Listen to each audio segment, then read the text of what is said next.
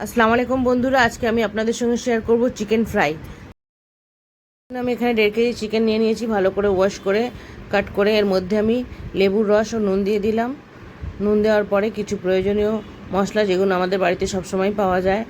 এই মশলার মধ্যে রয়েছে, প্রথমে কাশ্মীরি লঙ্কার গুঁড়ো দিলাম 1 চামচ, তারপরে দিলাম ধনিয়া গুঁড়া, হলুদ গুঁড়া, জিরে গুঁড়া, মরিচ গুঁড়া আর এমনি লঙ্কার গুঁড়া দিলাম 2 চামচ।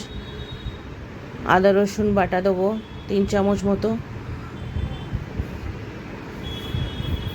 চিলি ফ্লেক্স দেবো, আর কস্তুরি মেথিকে পাউডার করে রেখেছি আমি বাড়িতে, ওইটাও 1 চামচ দিয়ে দিলাম। টক দই দিলাম।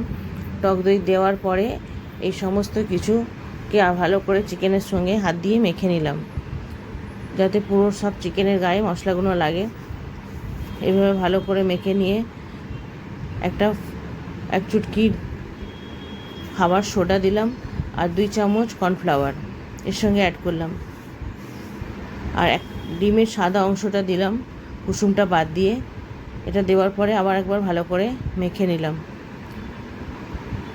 মেখে নিয়ে একটা ফোকের সাহায্যে এই চিকেনগুলোকে একটা করে ফুটো করে দিলাম কয়েকটা, যাতে মশলাগুলো ভালোভাবে ভিতরে ঢুকে যায়।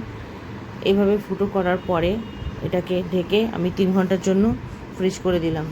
কিন্তু ভাজার আগে আধা ঘন্টা আগে এটাকে বার করে নেব, যাতে এই নর্মাল টেম্পারেচারে একটু চলে আসে। একটা কড়াই তেল গরম করে নিয়েছি, ভালো করে গরম তেলে এবার একে একে সব মাংসের পিসগুলোকে ছেড়ে ভালো করে ফ্রাই করে নেব। বেশিরভাগই আমি লেগ পিস নিয়েছি, লেগ পিসটা যেহেতু সবাই খেতে বাচ্চারা ভালোবাসে। এইভাবে আস্তে আস্তে সবগুলো ফ্রাই করে নেব। করা আছে যেহেতু, ভালো করে ম্যারিনেট করা হয়ে গেছিলো, এটা মাংসটা গলতে সময় লাগবে না। আর এই রেসিপিটা যদি আপনাদের ভালো লাগে অবশ্যই লাইক, শেয়ার, সাবস্ক্রাইব করবেন। আর খুব বেশি ঝামেলা নেই এতে, এটা আপনি অবশ্যই একবার রান্না করে দেখতে পারেন কেমন লাগে। আমাদের তো সকলকে ভালোই লেগেছিল, বাচ্চারা সব খুব পছন্দ করেই খেয়েছে।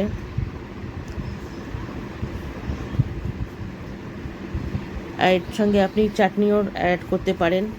আর খাওয়ার আগে একটু লেবুর রস মাংস ফ্রাইয়ের ওপর দিয়ে ভালো করে খেতে পারেন, এনজয় করবেন। আর ভালো লাগলে আমার সঙ্গে থাকবেন, আর নতুন নতুন রেসিপির সঙ্গে আপনাদের সঙ্গে হাজির হব। ভালো থাকুন, সুস্থ থাকুন, আর আমার চ্যানেলকে দেখতে থাকুন। মাংস ফ্রাই প্রায় রেডি, এবার আমরা প্লেটে করে সার্ভ করব। বাচ্চারা সব খাওয়ার জন্য রেডি। আপনি এটা গ্রিন চাটনির সঙ্গে ট্রাই করতে পারেন, উপর দিয়ে একটু লেবুর রস দিয়ে দেবেন, তাহলে টেস্টটা খুব সুন্দর লাগবে। ভালো লাগলে বানিয়ে খাবেন। আল্লাহ হাফেজ।